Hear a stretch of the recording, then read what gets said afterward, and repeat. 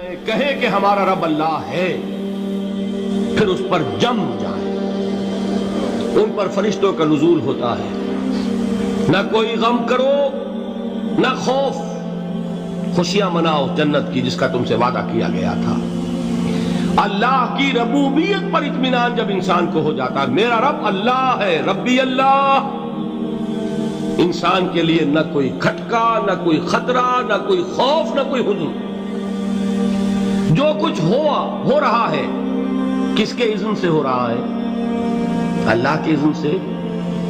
اللہ کے اذن کے بغیر پتا تک نہیں ہلتا۔ یہ کوئی اندھا بہرا مادہ نہیں ہے جس سے مجھے کوئی خوف ہو۔ اندھا بھینسا چلا آ رہا ہو اس سے تو ڈرنے کا ہر انسان کو ڈرنا چاہیے، نہ معلوم کس کو ٹکر مار دے۔ لیکن نہیں، اس کائنات کو چلانے والا ایک سمیع و بصیر خدا ہے، وہ جو میرا دوست ہے، میرا ولی ہے۔ اللہ ولی الذین آمنوا یخرجہم من الظلمات الی النور۔ اللہ اہل ایمان کا ولی ہے، ساتھی ہے، پشت پناہ ہے، مددگار ہے، حمایتی ہے۔ بتائیے جسے یقین ہو جائے کہ اللہ میرا مددگار، اللہ میرا محافظ، اللہ میرا پشت پناہ، اللہ میرا حمایتی، اس کے لیے کوئی خوف ہوگا؟ اس سے کوئی ڈر ہوگا؟ میں مثال دیا کرتا ہوں ایک بہت سادہ، پنجاب کے دیہات کی۔ تو بڑا چودھری ہے اور کوئی غریب کسان ہے۔ اس غریب کسان کے جانوروں کو ہر وقت اندیشہ ہوگا چوری کا، کوئی میری بھینس کھول کر نہ لے جائے، کوئی میرا بیل کھول کر نہ لے جائے۔ لیکن جس کے بارے میں یہ سب کو معلوم ہو کہ وہ جو بڑا چودھری ہے وہ اس کا دوست ہے، اس کی بچیا کو کوئی خوف ہوگا؟ اس کی بھینس پر کوئی ہاتھ ڈالے گا؟ اسے کوئی اندیشہ ہوگا؟ نہیں۔ کیوں؟ کہ وہ بڑا چودھری، بڑا اس کا یہاں کا سردار، جاگیردار، سب کو معلوم ہے وہ میرا دوست ہے، کوئی میرے خلاف اقدام نہیں کر سکتا۔ اس دنیا میں یہ چھوٹی سی بات اگر آپ کے دلی اطمینان اور سکون کا باعث بن سکتی ہے تو ذرا تصور کیجئے۔ میں لفظ تصور استعمال کروں گا صرف اس لیے کہ اس کا ہم جس کو کہتے ہیں ادراک اور شعور کر نہیں سکتے، اگر کے ساتھ کر سکتے۔ اگر یقین ہو کہ اللہ میرا مددگار اور یقین ہو کہ اللہ ہر آن میرے ساتھ ہے، پھر کوئی خوف؟ کس کا خوف؟ کوئی شے اللہ سے بالاتر ہے؟ کوئی قوت اس سے زیادہ طاقتور ہے؟ کوئی اس کے ارادے کو بدلنے والا ہے؟ کوئی اس کی مشیت کے آڑے آنے والا ہے؟ یہی بات ہے جو حضور نے فرمائی۔ یہ ایمان کا حاصل ہے لب لباب، کہ دیکھو اچھی طرح اس بات کو ذہن نشین کر لو، اگر تمام انسان مل کر تمہیں کوئی نقصان پہنچانا چاہے نہیں پہنچا سکتے، مگر جو کچھ اللہ نے لکھ دیا ہو، اور تمام انسان مل کر تمہیں کوئی نفع پہنچانا چاہے نہیں پہنچا سکتے، مگر وہ شے جو اللہ نے طے کر دی۔ آپ پھر میں کہوں گا ذرا طاری کیجئے، اسے فرض کیجئے، اسے سوچئے۔ اگر اس حدیث پر ہمارا دل ٹھکا ہوا ہو تو کسی سے ڈر ہوگا؟ یہ مجھے نقصان نہ پہنچا دے، یہ میری رپورٹ خراب نہ کر دے، یہ میری انکریمنٹ نہ رکوا دے، یہ میرا یہ نہ بگاڑ دے، یہ میرے یہ نقصان نہ پہنچا دے۔ اس کا ڈر، اس کا ڈر، اس کا خوف، اس کی خوشامد، اس کے لیے جا کر طرح طرح سے اپنی عزت نفس کو ذلیل کروانا اس کے سامنے، یہ سب کچھ کیوں کرتا ہے انسان؟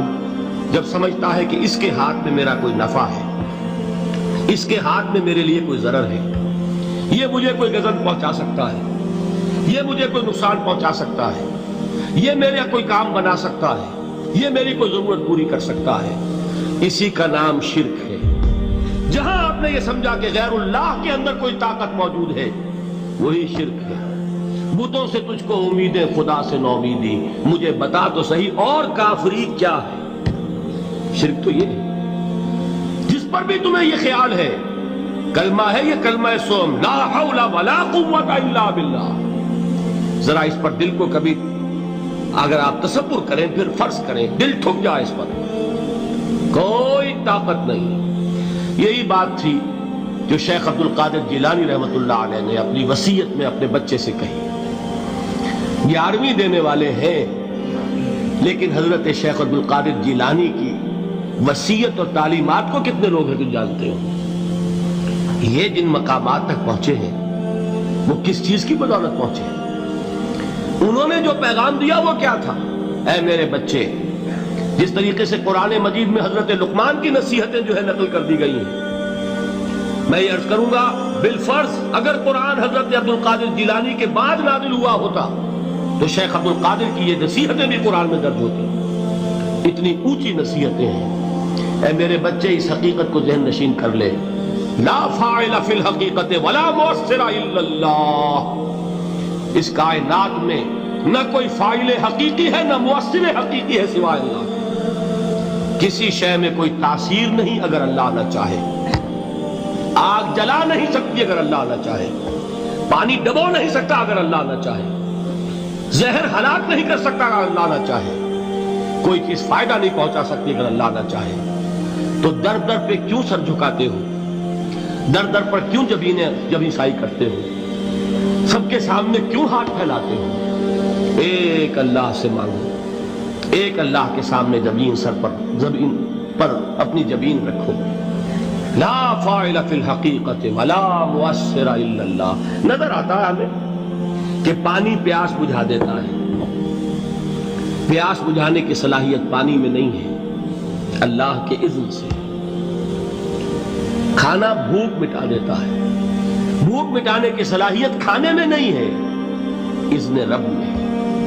دیکھیے یہی یقین تھا. حضرت موسیٰ علیہ السلام کا واقعہ یاد کیجئے. سامنے سمندر آ گیا ہے، قوم دیکھتی ہے پیچھے کہ گرد و غبار کا طوفان ہے.